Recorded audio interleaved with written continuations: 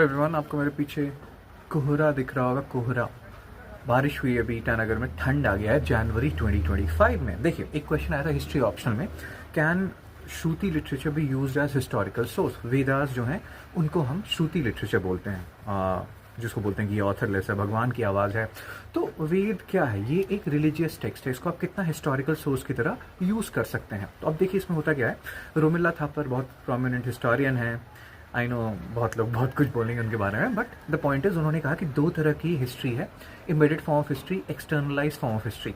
Embedded form of history क्या है? ये जो रिलीजियस टेक्स्ट है, जैसे मान लीजिए आपका वेद है या बाइबल है, इसमें ना हिस्ट्री छुपी हुई होती है, आपको निकालना पड़ेगा। एक्सटर्नलाइज फॉर्म ऑफ हिस्ट्री क्या? मान लीजिए एनसीईआरटी है या कोई पीपीटी पढ़ते हैं आप, जिसमें कि लिखा ही इस इंटेंशन से गया है कि मैं आपको कुछ हिस्टोरिकल नॉलेज दूँ। तो वो कहते हैं कि वेद जो है, श्रुति लिटरेचर जो है, वो एक एम्बेडेड फॉर्म ऑफ हिस्ट्री है, ऑल्दो वो एक रिलीजियस टेक्स्ट है। यहाँ से आपको बहुत सारी चीज़ें पता चलेंगी, जैसे हिस्टोरिकल ज्योग्राफी रादर, कि उस समय का जहाँ जब वेद लिखा गया होगा उस टाइम के माउंटेन्स प्लेन्स की बातें वो करते हैं अपने टेक्स्ट में। तो ये आपको थोड़ा कुछ बताएगा हिस्टोरिकल ज्योग्राफी के बारे में। सेकंड पॉइंट है कि वो बताएंगे जैसे वेद में हीम्स हैं कि हे भगवान हमें पुत्र की उत्पत्ति हो, that shows the social condition of women, subordination of women. तो इस तरह की बातें हैं। वेद में सभा समिति की बातें की गई हैं, तो दैट शोज कि हाँ उस टाइम गैदरिंग्स होते थे, कम्युनिटी गैदरिंग्स एक्सेट्रा।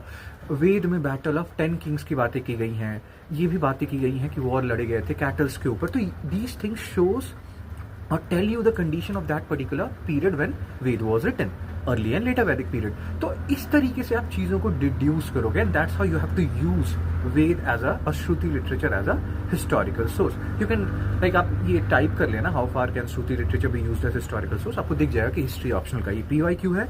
GS में भी वो पूछ सकते हैं आपसे, और प्री में भी क्वेश्चन कहीं से भी निकल के आ सकते हैं। वेद के 4 पार्ट हैं, संहिता, ब्राह्मण, आरण्यका, उपनिषद। 4 वेद हैं। उपनिषद क्योंकि लास्ट पार्ट है वेद का, इसलिए उसको वेदांता कहते हैं।